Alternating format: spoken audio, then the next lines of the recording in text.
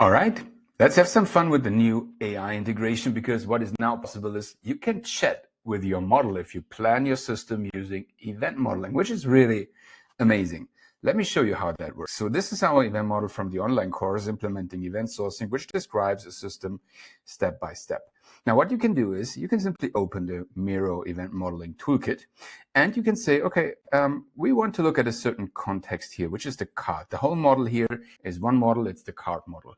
Now we can jump to the details here, and we have this new tab here, which is chat. And the amazing thing is we can now chat with our model, and there are two ways to do this. The first one is you simply connect your system to OpenAI by providing an API key or an OpenAI compatible system. So we can just simply chat with the model here. So I can say, who is using the item added event?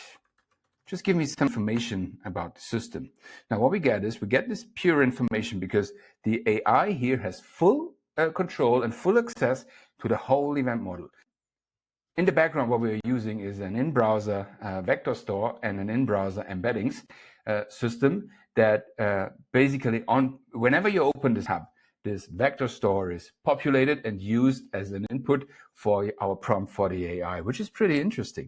So this means we can use this to prompt even very, very big models. So we don't provide the whole context here, because if you look at the context, there is so much going on here. If you export the model, it's a JSON that gets exported, and it's huge. If you look at this, it's huge. All the information is there, all the dependencies, everything. So we cannot put this all to the UI. What we're using is in-browser vector stores and retrieve augmented generation, which works pretty well. But the real clue is now what you also can do is you can say, I don't want to work with OpenAI.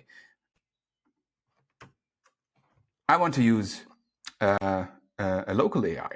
I want to use an in-browser AI for this. So if you do that, what happens in the background, this model gets initialized and it's running directly in your browser. So there is no external AI, nothing, you run it directly in your browser. Now what we can do is, and you will see it's a little bit slower than OpenAI, but still works astonishingly well.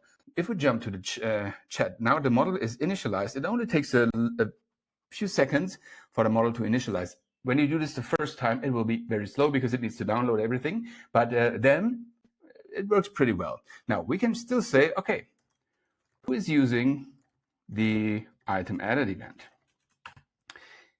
The quality of the responses, of course, is by far not comparable to what you get from OpenAI. It's much slower and it's not as good, but still you can work with it. It works astonishingly well. And as I said, there is no external dependencies and you can simply work with the model. It's pretty fun and this will improve over time, but the whole integration is there and we can now really start to work with it.